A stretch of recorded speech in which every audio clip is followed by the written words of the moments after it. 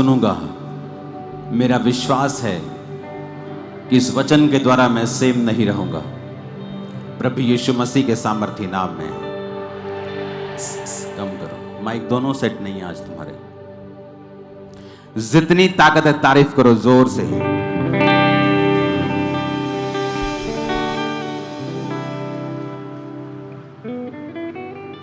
Hallelujah. जितने लोग शायद इस साल जिन्होंने ज्वाइन किया है उन्हें पता नहीं है कि जून में भी यहां टेंट लगते रहे हैं, लेकिन लोगों की कमी तब भी नहीं चर्च में होती थी। ये चर्च एक एग्जाम्पल बन चुकी है लोगों के लिए, दुनिया के लिए, कि अगर चर्च में परमेश्वर का मसा हो और खुदाबंद की प्रेजेंस हो तो आप जून में भी अगर टेंट लगाएंगे, ब्रांचेस टेंट में ही हैं और भरी हुई हैं सारी ब्रांचेस। ये आप नहीं जानते कितना बड़ा काम आप लोग अपने विश्वास के द्वारा करते हो। ये देखो ब्रांचेस आ रही हैं, ये आज की ब्रांचेस हैं। देखो ये 9 एकड़ में है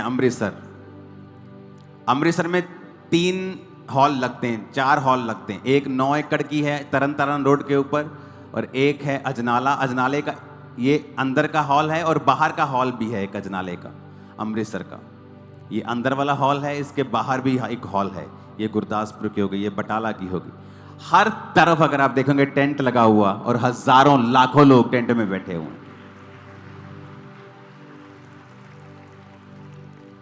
ये खत्म नहीं होंगे।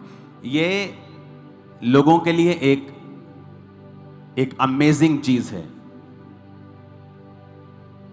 कि हम साल में एक फंक्शन करते हैं, लोगों को बताते हैं कि हमारे जो हॉल में एसी लगा हुआ है, आप आइए, आपको खाना भी मिलेगा, आप आइए। तो 500 लोग भी इकट्ठा नहीं हो पाते। और ऐसा क्या आप कर रहे हो कि टेंट लगा हुआ, जून का महीना है, 45 डिग्री भी टेम्परेचर चला जाता है, 47 भी चला जाता है, 43 भी चला जाता है। और ये नहीं गर्मियां तो लोग नहीं है, गर्मियां तो लोग भी ज्यादा हैं, ज्यादा गर्मी ज्यादा लोग, सब कुछ अलग है पवित्र आत्मा का की ग्रेस की वजह से। हालेलुया।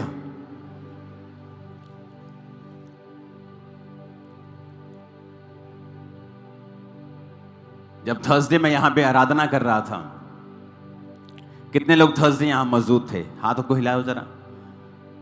सभी तकरीबन मौजूद थे, कोई व्हाइट गारमेंट मीटिंग मिस नहीं करना चाहता। थर्सडे में यहां पे मौजूद था और जब मैं वर्शिप कर रहा था और परमेश्वर की आराधना कर रहा था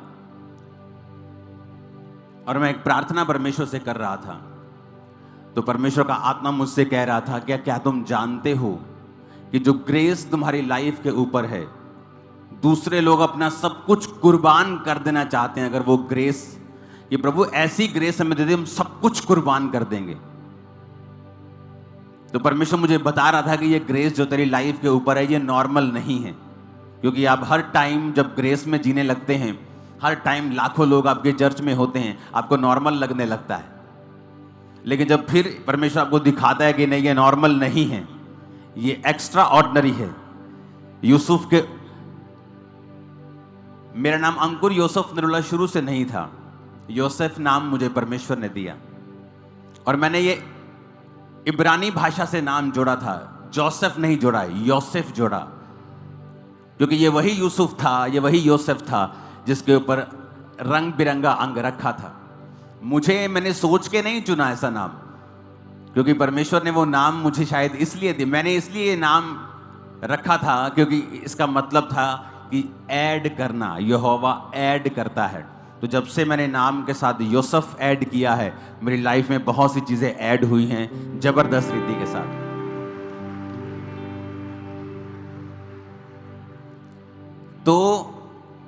तो परमेश्वर मुझे बता रहा था कि ये ग्रेस जो तू तेरे पास, तेरे ऊपर है ना, लोग सब कुछ कुर्बान कर देना चाहते हैं इस ग्रेस को हासिल करने के लिए।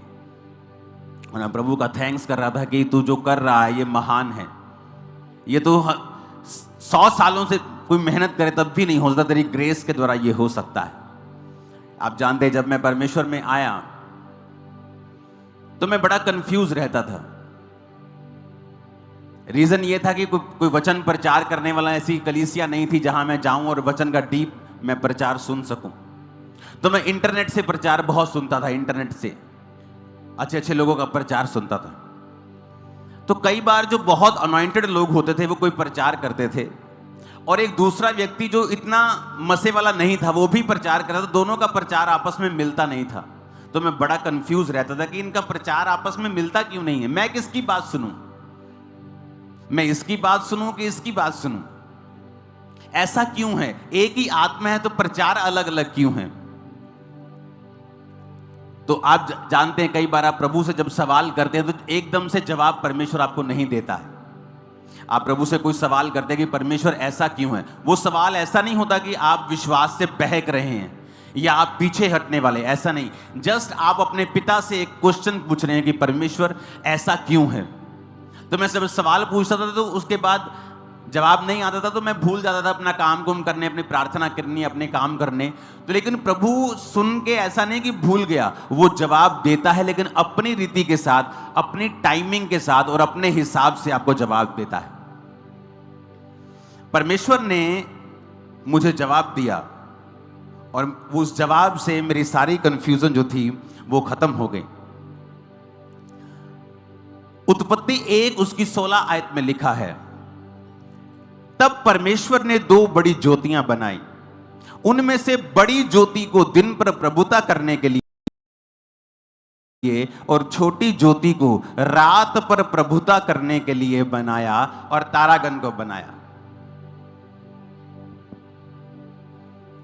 अपने पड़ोसी को बोलो, 2 ज्योतियां बनाई, एक छोटी ज्योति, एक बड़ी ज्योति।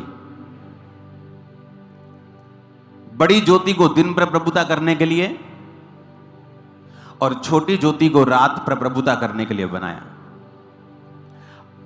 जब परमेश्वर ने मुझे यह वचन दिया, जब परमेश्वर ने मुझे समझाया, जब मैंने ये वचन सुना, तो प्रभु की आत्मा ने फिर मुझे समझाया कि परमेश्वर ने भी जब ज्योतियां बनाई तो 2 तरह की बनाई, एक बड़ी ज्योति बनाई और एक छोटी ज्योति बनाई। परमेश्वर के राज्य में 2 तरह की सच्चाइयां हैं, एक है हायर ट्रुथ, एक है लेसर ट्रुथ।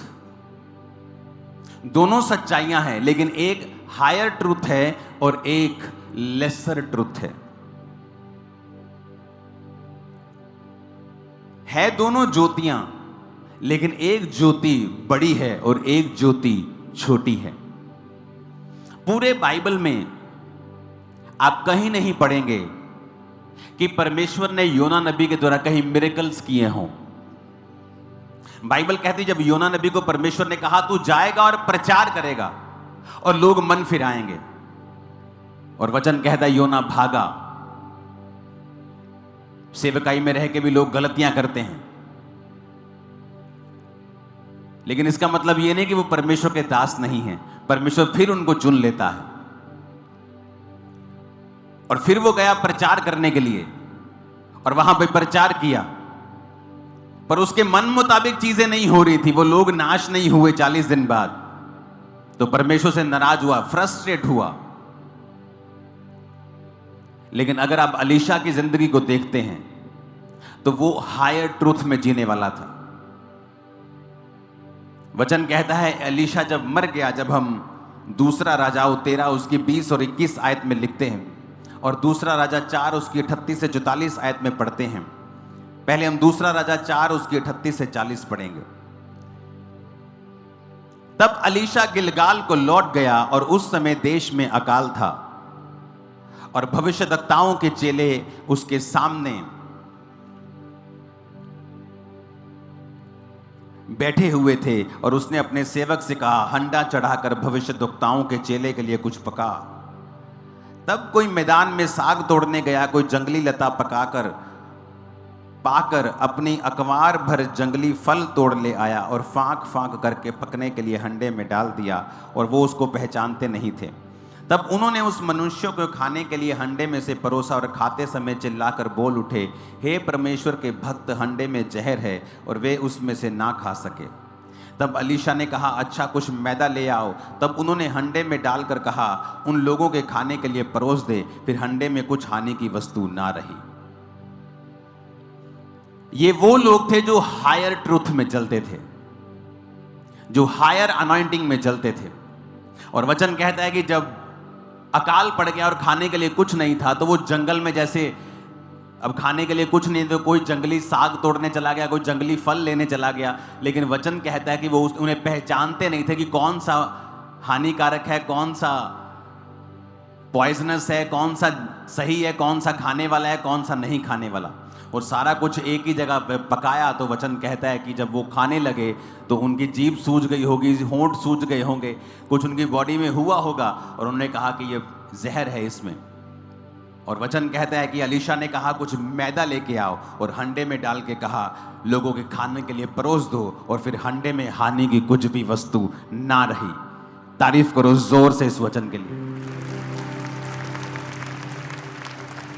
अब यहां पर कोई मूर्ख उठ के कह सकता था कि तूने प्रार्थना करनी चाहिए थी तुझे उस खाने के ऊपर। लेकिन जो हायर ट्रूथ में जीने वाले लोग हैं, वो जानते हैं कि परमेश्वर उन्हें किसी भी रीति के साथ इस्तेमाल कर सकता है।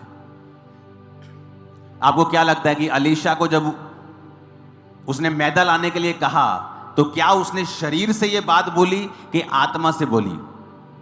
अगर उसने शरीर से बोली होती तो वो खाना कभी भी जहर से मुक्त नहीं होता।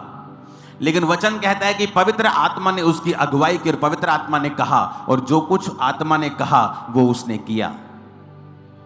ये ऐसे लोग हैं जो हायर ट्रुथ में जीते थे, अलीशा के जैसे, पतरस के जैसे, पौलुस के जैसे, मूसा के जैसे।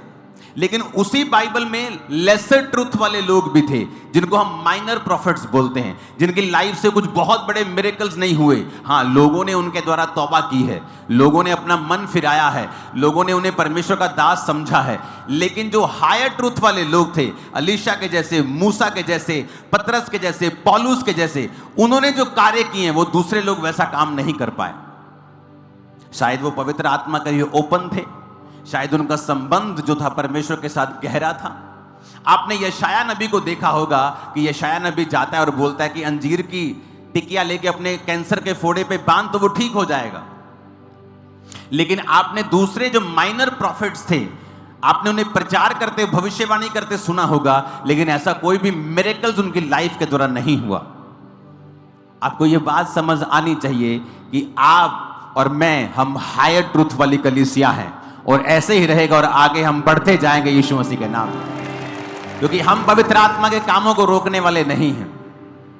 हम वो लोग हैं जो समर्पित करके अपने आप को चलेंगे। हम जानते हैं परमेश्वर किसी भी रीति के साथ, उसका आत्मा किसी भी रीति से किसी भी चीज को भी इस्तेमाल कर सकता है और कार्य कर सकता है। हालेलुया। आप जानते हैं क्यों लोग जो पवित्र आत्मा के चलाए चलते हैं और एक ही लीक या एक ही टोटका बांध के नहीं चलते, वो हमेशा ज्यादा लोगों को बचाते हैं। मैंने ऐसे पास्टर्स की टेस्टिमनी सुनी है जिनकी चर्चेस लाखों में हैं, कुछ हजार नहीं, लाखों में। और क्या करते थे वो? मान लीजिए वो ऐसे व्यक्ति के पास बैठे हैं जो सिगरेट पी रहा है। अब जो लेसर ट्रूथ में जीने वाले लोग हैं, कम मसे में जीने वाले लोग हैं, वो झट जजमेंटल हो जाएंगे। और यार सिगरेट पीना पाप है, तुझे सिगरेट नहीं पीनी चाहिए, मैं तुझे प्रभु का वचन बताता हूं। लेकिन जो हायर ट्रूथ में और पवित्र आत्मा से भरे हुए लोग हैं, वो कभी भी उस सिगरेट से शुरू नहीं करेंगे। पवित्र आत्मा उनको बताता है, नहीं, इसकी अभी निंदा मत कर, इसको डांट मत, इसके साथ बातचीत शुरू कर। और बातचीत करते करते कब आप सिगरेट की निंदा करके कब उसे पाप से छुड़ा लेंगे और परमेश्वर में ले आएंगे, उसको मालूम भी नहीं चलेगा।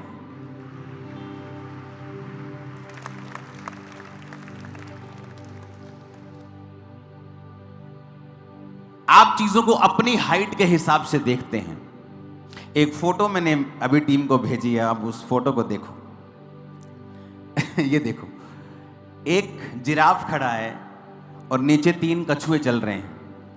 अब कछुए का जो आई लेवल है, कछुआ जो देख सकता है वो तो अपनी आंखों के सामने देख सकता है।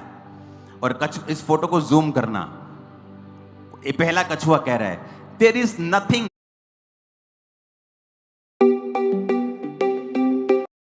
हियर, कहता कुछ नहीं है यहां पे। दूसरा क्या कहता है, इट इज बैरन, कहता है ये बांझ है भूमि, कोई